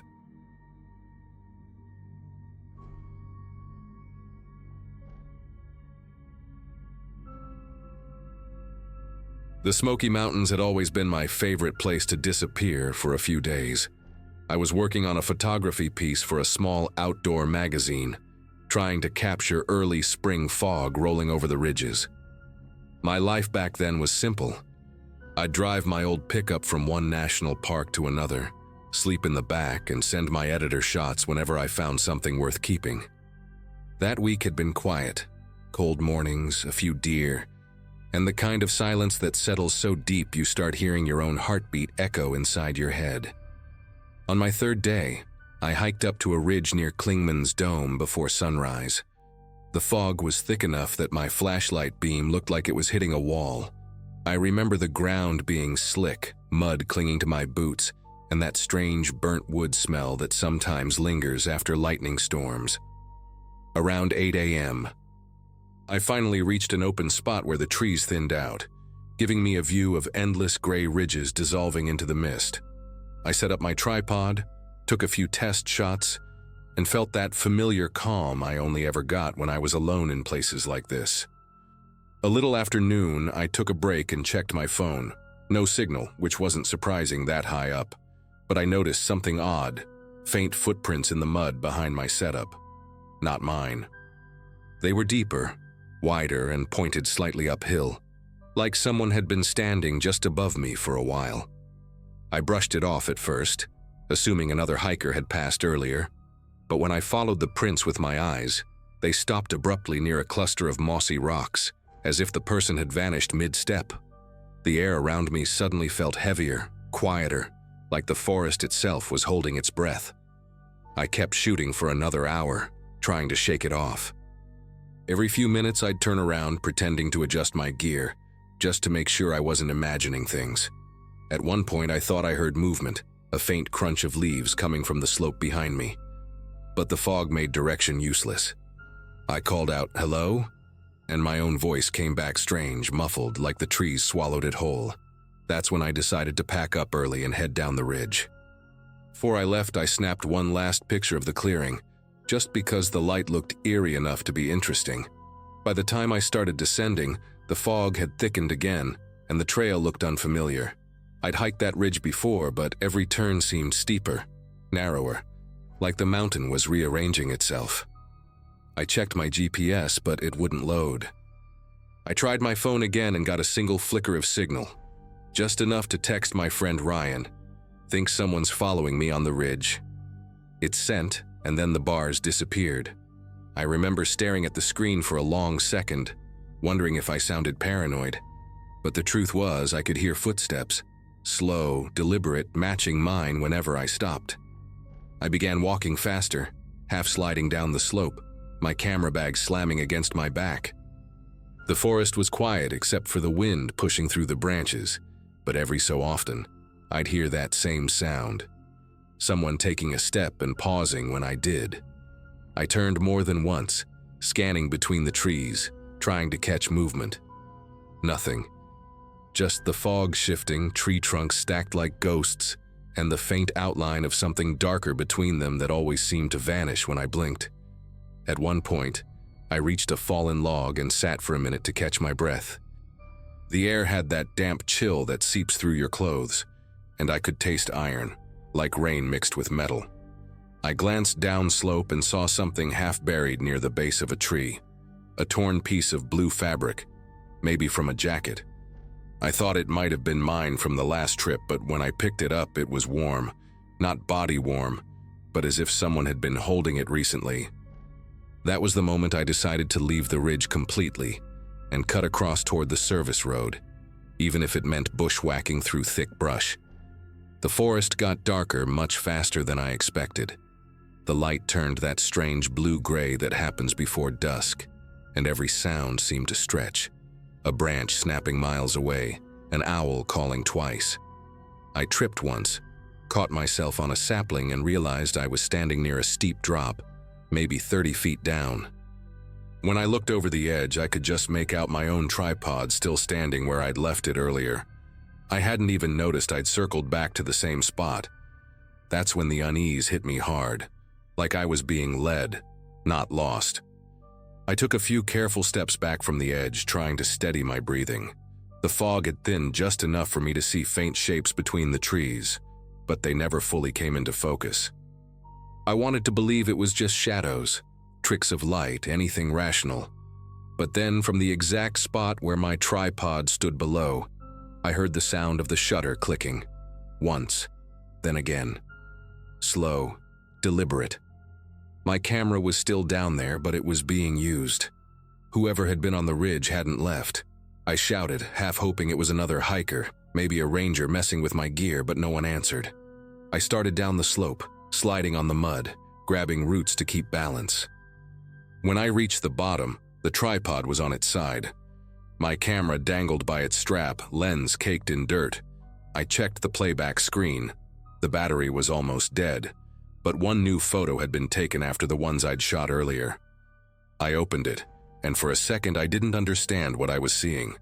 The picture was angled slightly upward, showing the mist and tree line. And at the bottom edge, out of focus but unmistakable, was a pair of muddy boots standing right behind where I should have been. The woods were dead silent after that. I grabbed the camera, slung it over my shoulder, and bolted toward the service road. I didn't stop until I saw the outline of my truck through the trees, headlights catching in the fog as the automatic lights switched on. I jumped in, locked the doors, and sat there for what felt like an hour before driving back to town. My phone lit up just once with Ryan's text, "Who's following you?" But by then, I didn't want to answer. I didn't even want to look at the message again. That night, I dropped the camera off at my editor's office and told him I was done with the assignment. He called 2 days later saying one of the park rangers had found my tripod and thought I'd gone missing. He sounded confused when I told him I was fine. When I asked about the photo, he hesitated and said there wasn't one on the memory card. It must have been corrupted. I haven't been back to the Smokies since. Every so often, though, when I scroll through old photos, I still pause on that Ridge series, half expecting to see those same muddy boots standing just behind me again.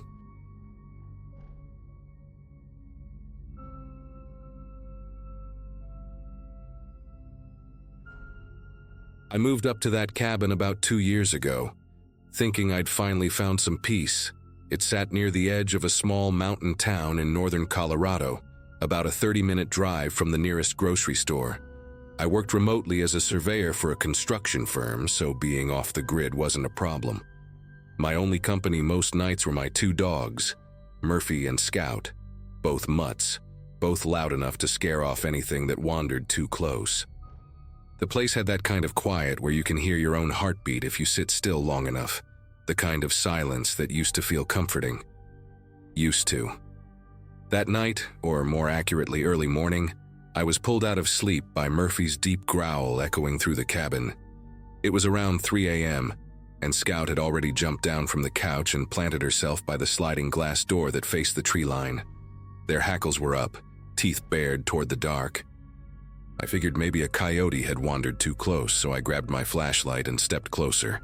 I didn't open the door, though, just watched through the glass, waiting to see what had them so spooked.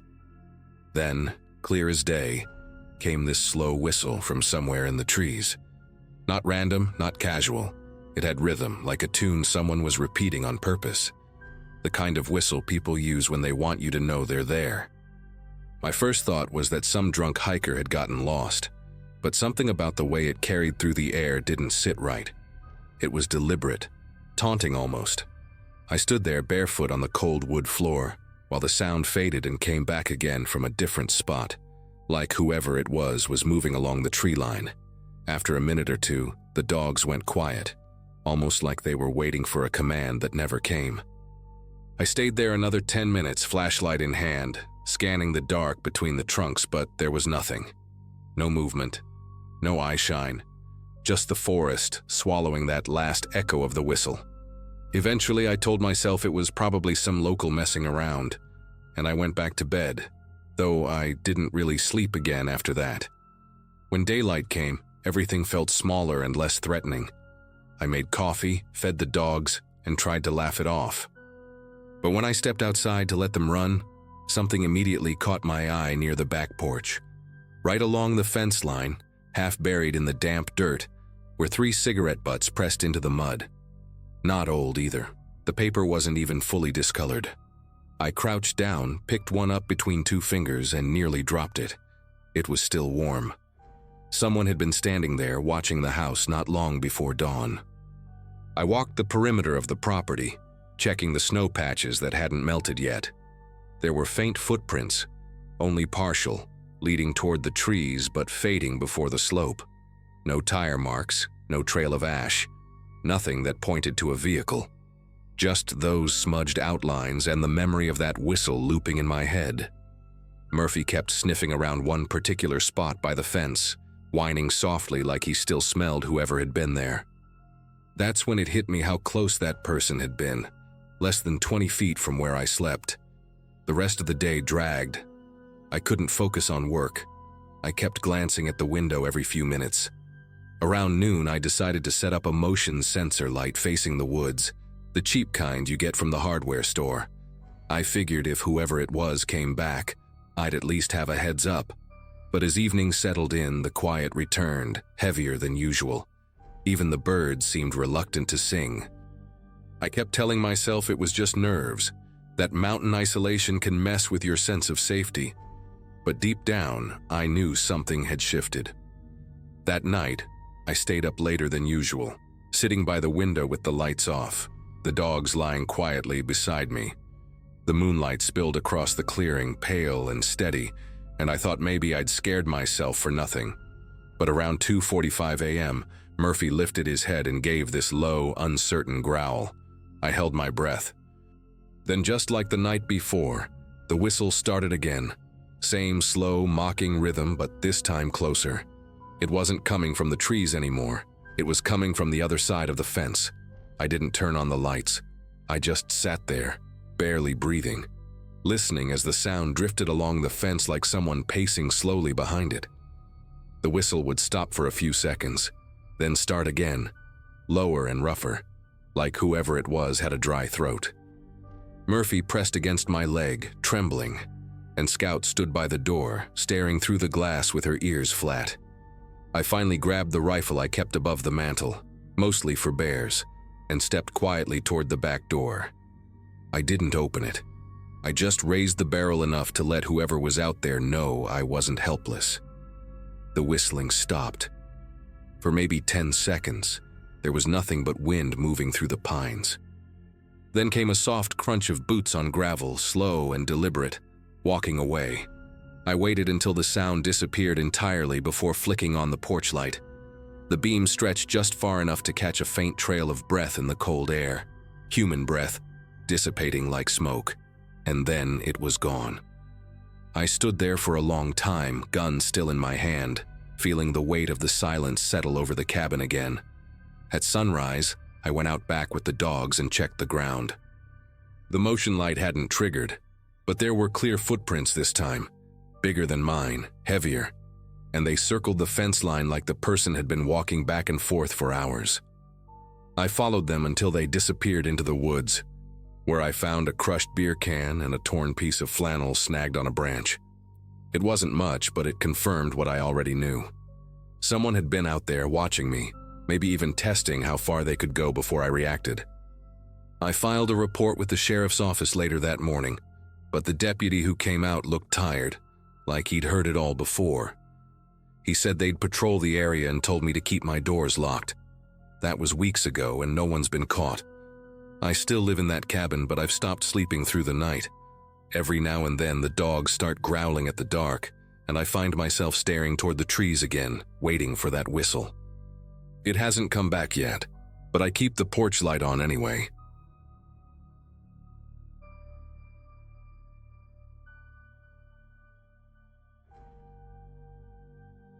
I used to work as a seasonal park ranger in the Appalachian Highlands, back when I was trying to figure out what I wanted to do with my life. It was one of those jobs you take because you love the quiet, endless trails, the smell of pine, the sound of wind through the trees that never really stops. The ranger station where I was assigned sat about 2 hours from the nearest town, perched on a slope that overlooked miles of dense forest. The area had a few old landmarks scattered around, mostly abandoned cabins and fire lookouts from the 1960s that no one bothered to maintain anymore. That morning started like any other.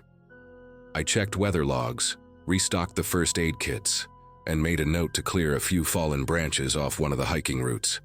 Around 10 a.m., the radio crackled with static before dispatch came through.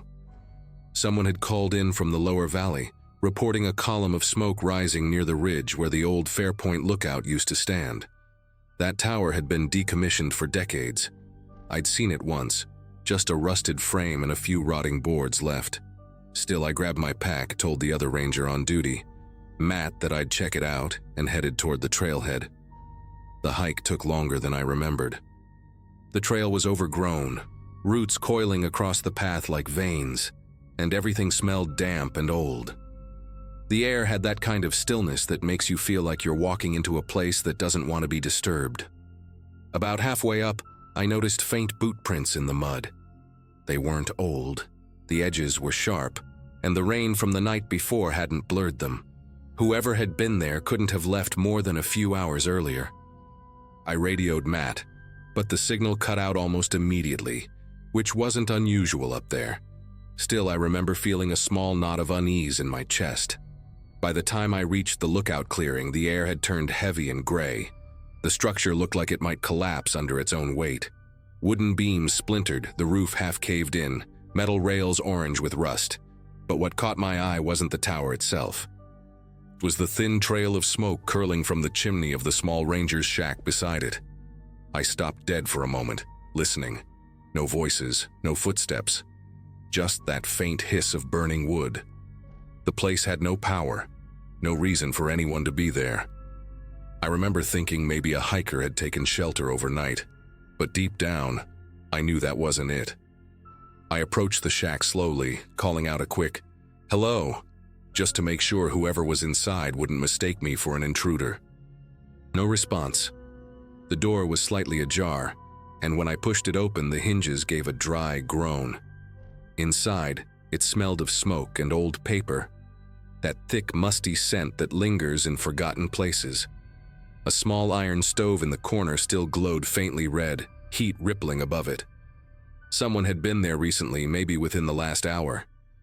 There was a tin mug on the counter with a thin film of coffee, still steaming. My heartbeat picked up, not from fear exactly, but from that instinct that tells you something isn't adding up.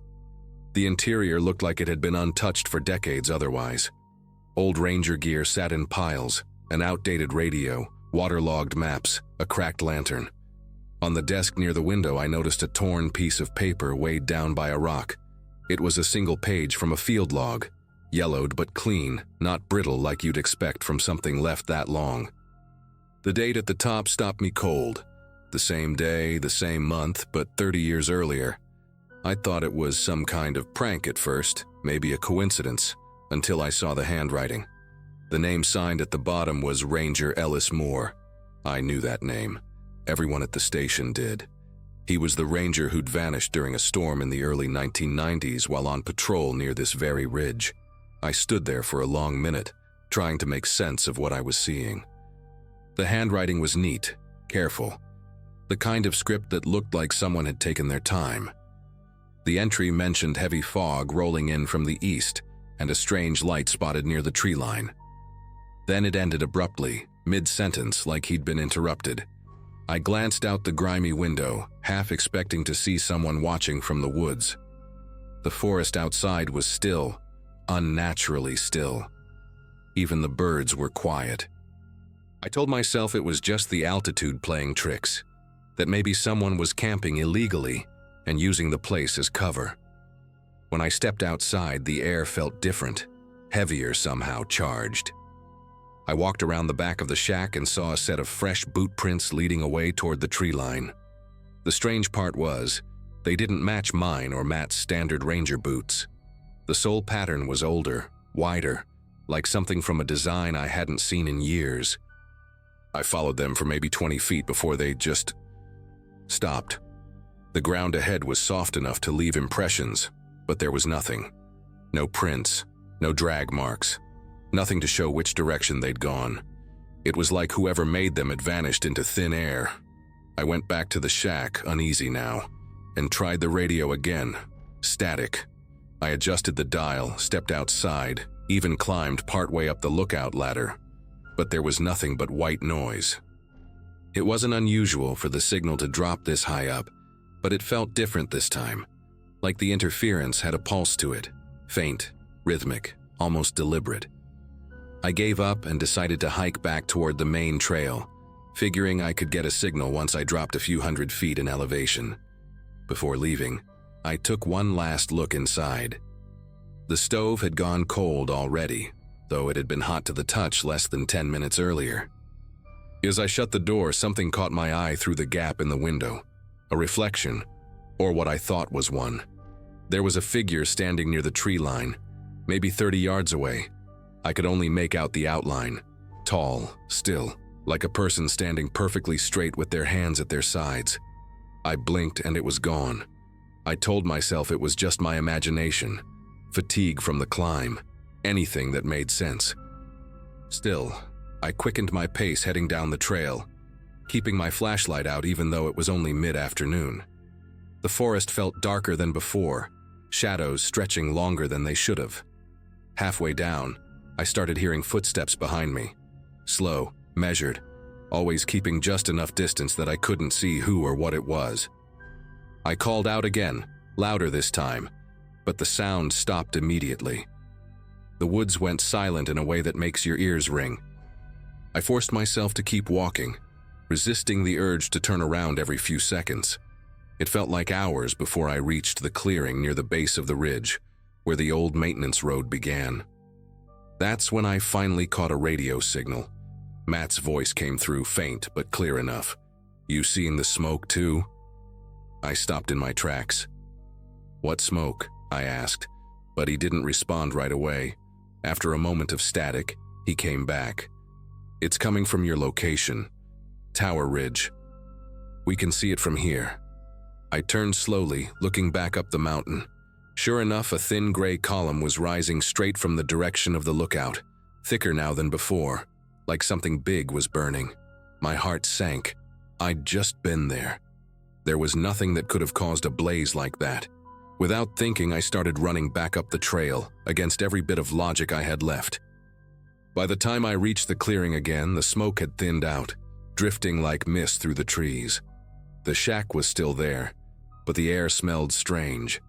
Not like burning wood, more like heated metal and ozone. The stove was cold, the mug gone from the counter, and the torn log page wasn't on the desk anymore.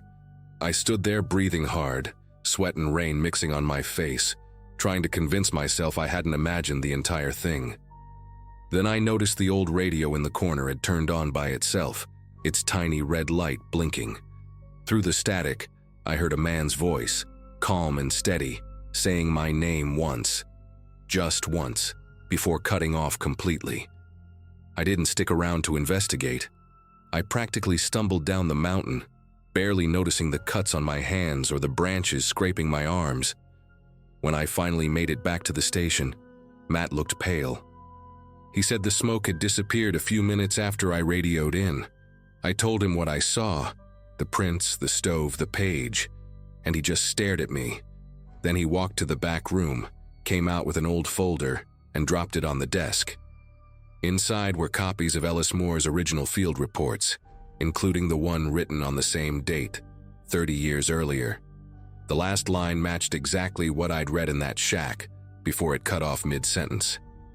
For the next few days, a team went up there to check the area. They found no recent fire damage, no signs of anyone camping, and no footprints except mine. The shack looked untouched, dust and cobwebs everywhere, as if no one had been inside for years. The radio that had turned on by itself, completely dead. The wiring corroded, battery long gone. Everyone tried to come up with explanations, but none of them made sense. I stopped trying to make sense of it too. Some things in those mountains just don't want to be understood. A few months later, I got transferred to another district. Before I left, I took one last look at the ridge through the station binoculars. The tower was just a silhouette against the morning haze. But as the light shifted, I could have sworn I saw someone standing beside it, still as stone, facing down the valley. Maybe it was just a trick of the light. Maybe not. All I know is, every year on that same date, someone reports smoke rising from the old Fairpoint lookout. No one goes up there anymore, not officially. And I've never been back.